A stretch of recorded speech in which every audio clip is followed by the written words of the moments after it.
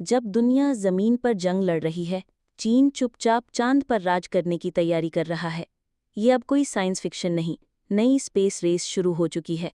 और इस बार बात झंडे की नहीं, संसाधनों, कंट्रोल और ताकत की है। 3 जुलाई 2025 को चीन के चांगई 6 मिशन ने इतिहास रच दिया। इसने चंद्रमा के उस हिस्से से मिट्टी लाई है जहां आज तक कोई देश नहीं पहुंचा।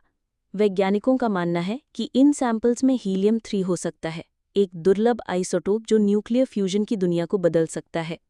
इस डेटा के साथ चीन के पास अब चांद की भूगोल, रेडिएशन और गहराई में छिपे खजाने की एक्सक्लूसिव जानकारी है।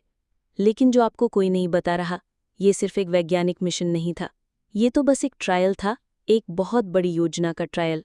लीक हुई डॉक्स और ऑफिशियल बयानों से पता चला है कि चीन 2028 तक एक रोबोटिक मून बेस और 2030 तक एक मानवयुक्त चंद्र स्टेशन बनाने की तैयारी में है।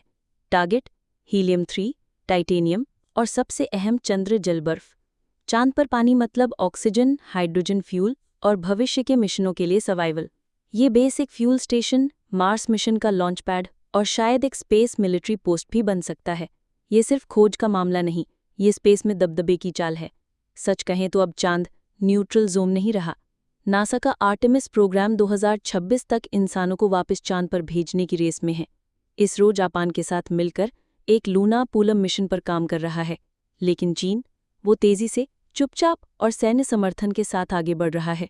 चांद पर नियंत्रण का मतलब है लूनार माइनिंग, सैटेलाइट पोजिशनिंग और एस्ट्रॉयड रूट्स पर कंट्रोल। इसे स्पेस का स्वेज कनाल समझो। जिसके पास होगा वही भविष्य की टेक्नोलॉजी, एनर्जी और कम्युनिकेशन पर राज करेगा। 1960 के दशक में चंद्र रेस सम्मान और गौरव की थी, लेकिन 2025 में ये ताकत, मुनाफे और ग्लोबल प्रभुत्व की रेस बन चुकी है। क्या चीन दुनिया का पहला स्थायी चंद्र कॉलोनी बनाने वाला देश बनेगा? क्या ये एक नई कोल्ड वॉर 2.0 को जन्म देगा, जो इस बार धरती पर नहीं, चांद के ऊपर लड़ी जाएगी? स्पेस रेस दोबारा शुरू हो चुकी है और हम सब शायद इतिहास को दोहराते हुए देख रहे हैं, बस थोड़ा ऊंचाई से।